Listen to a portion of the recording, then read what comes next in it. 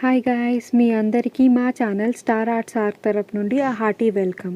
ఈరోజు మనం ఒక easy and simple recipe mutton legs అంటే కాళ్ళతో కాళ్ళ పులుసు ఆర్ కాళ్ళ కూర టైప్ చూద్దాము. ఇది ఆంధ్ర స్టైల్ రెసిపీ. మా అమ్మమ్మ అండ్ అమ్మ చేసే రెసిపీ. తను చేసినప్పుడు రికార్డ్ చేశాను నేను. అది చూసి మొన్నే నేను ట్రై చేశాను. చాలా ఈజీ అండ్ చాలా సింపుల్ రెసిపీ అండి. కుకింగ్ టైం వచ్చేసి ఒక 30 మినిట్స్ వేసుకున్నా సరే preparation time hardly 5 to 6 minutes పడుతుంది. అది కూడా క్లీన్ కాళ్ళు ఉంటే. ఈ రెసిపీలో అన్నిటికంటే స్ట్రెయిన్ అవ్వాల్సిన పార్ట్ మనం కాళ్ళ క్లీన్ చేయడంలోనే. ఇవి గనక క్లీన్ చేస్తే రెసిపీ మొత్తం చాలా సింపుల్. సో ఇంగ్రీడియంట్స్ చూసేద్దాం రండి. కాళ్ళు అంటే పాయ, టామరిండ్ చింతపండు పులుపు, ఆనియన్స్, కర్రీ లీవ్స్ కరివేపాకు, గ్రీన్ చిల్లీస్, కొరియాండర్ అంటే ధనియా పత్తా అండ్ కొంచెం మిరియాలు. దాని తర్వాత మసాలాకు వచ్చేసి జింజర్ గార్లిక్ పేస్ట్ అంటే అల్లం వెల్లుల్లిపాయ, ధనియా పొడి, జీలకర్ర పొడి, jeera powder and dhania powder, garam masala and ఉప్పు, కారం, పసుపు, నూనె, ఆయిల్. ఇవి కావాల్సిన ingredients. And very quick recipe ఏంటంటే ఒక కుక్కర్ తీసుకోండి.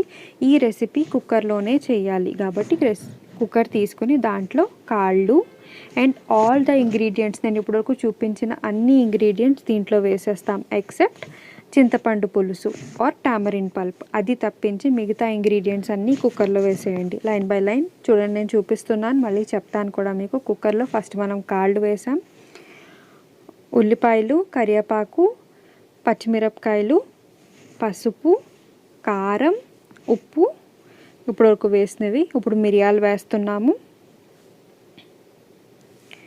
జీలకర్ర, అల్లం వెల్లుల్లి పేస్ట్ ఎక్కువనే పడుతుంది, ఎందుకంటే కాళ్ళు చాలా వాసన వస్తాయి కాబట్టి కొంచెం ఎక్కువ పేస్టే వేసుకోవాల్సి వస్తుంది మనం.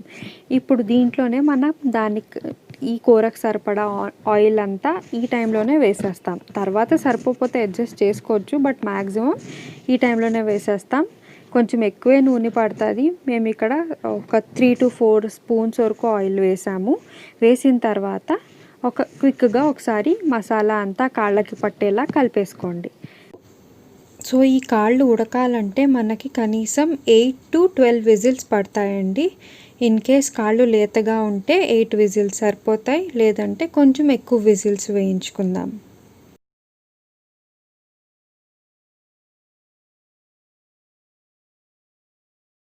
మన కాళ్ళ మనం తెచ్చుకున్న ఈ కాళ్ళని బట్టి, వాటి ఏజ్ని బట్టి వాటర్ వేసుకోండి. ఎక్కువనే వాటర్ వేయండి.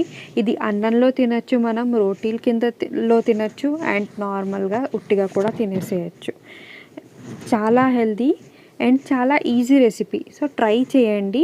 తినడానికి అయిపోయింది.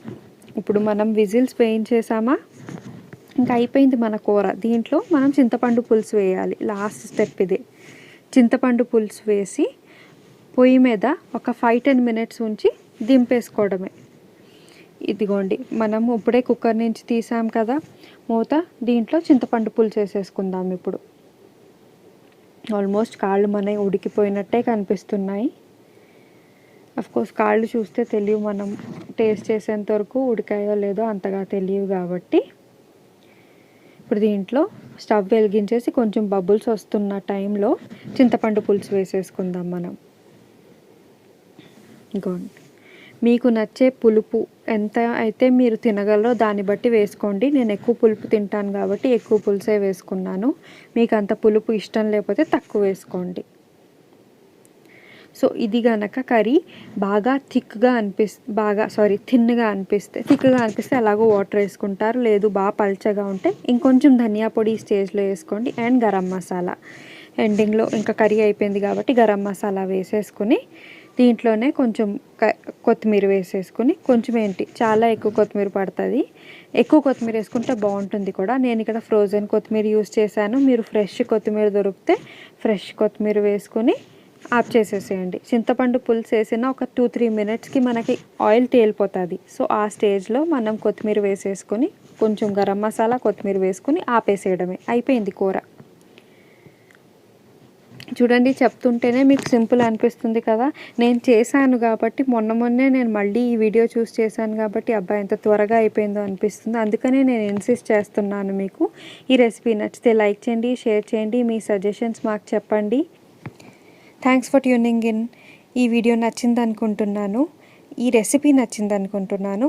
నెక్స్ట్ ఇంకో పచ్చడి రెసిపీతో మీ ముందుకు వస్తాను. Bye, thank you.